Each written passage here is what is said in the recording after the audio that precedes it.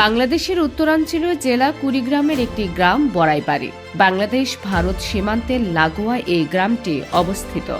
2001 সালের 18 এপ্রিল এই গ্রামে ঘটে যায় বাংলাদেশ ও ভারতের সীমান্তরক্ষী বাহিনীর মধ্যে ইতিহাসের সবচেয়ে রক্তক্ষয়ী সংঘর্ষ।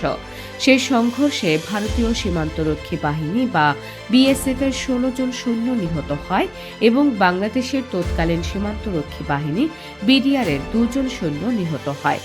বড়াইবাড়ি গ্রামের সীমান্তের অপর পাশে ভারতের আসাম রাজ্যের সীমান্ত। 18 এপ্রিল ভোর রাতে বড়াইবাড়ি গ্রামের কয়েকজন বাসিন্দা তাদের কৃষি জমিতে সেচ কাজ দেখতে যান। এই সময় তারা দেখতে পান ধান খেতে বহু সৈন্য অস্ত্র নিয়ে হাঁটছে।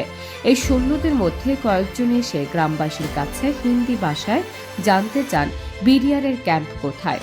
তখন গ্রামবাসী বুঝতে পারেন এরা ভারতের বিএসএফ এর সদস্য।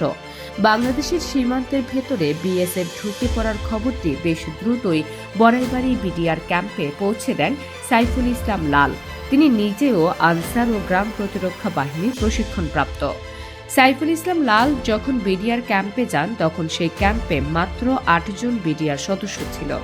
প্রত্যক্ষদর্শীদের বর্ণনা মতে ভোর 5টা থেকে তীব্র গোলাগুলির আওয়াজে প্রকম্পিত হয়ে ওঠে বড়াইবাড়ি গ্রাম ও তার আশপাশের এলাকা। প্রচণ্ড গোলাগুলিতে গ্রামবাসী তাদের বাড়িঘর ফেলে পালিয়ে যেতে থাকে। তখন এই ঘটনা খুব কাছ থেকে দেখেছেন স্থানীয় বাসিন্দা রুহুল আমিন, যিনি 2014 সালে সেই এলাকার সংসদ সদস্য নির্বাচিত হয়েছিলেন। যেদিন বিএসএফ বড়াইবাড়ি আক্রমণ করে সেদিন স্থানীয় মানুষজনকে সংগঠিত করার কাজ করেছিলেন রুহুল আমিন। বিএসএফকে প্রতিরোধ করার জন্য বিডিআর এর সহায়তায় আনসার ও গ্রাম প্রতিরক্ষা বাহিনীর প্রশিক্ষণপ্রাপ্ত 12 জন সদস্যকে একত্রিত করেন রুহুল আমিন। তিনি বলেন, বিএসএফ যখন বাংলাদেশের ভেতরে ঢুকে তখন অনেক গ্রামবাসী পালিয়ে গেলেও পরবর্তীতে আবার ফিরে আসে। এরপর তারা বিডিআর এর সাথে মিলে বিএসএফ এর বিরুদ্ধে প্রতিরোধ গড়ে তোলে। বড়াইবাড়িতে যখন তীব্র সংঘর্ষ চলছে তখন ঢাকায় তৎকালীন বিডিআর সদর দপ্তরের নির্দেশনায় জামালপুর এবং ময়মনসিংহ থেকে আরও বিডিআর সদস্য পাঠানো হয় কুড়িগ্রামের বড়াইবাড়িতে। ময়মনসিংহ এবং জামালপুর থেকে সকাল 10:30 নাগাদ বিডিআর সদস্যরা বড়াইবাড়িতে গিয়ে পৌঁছান।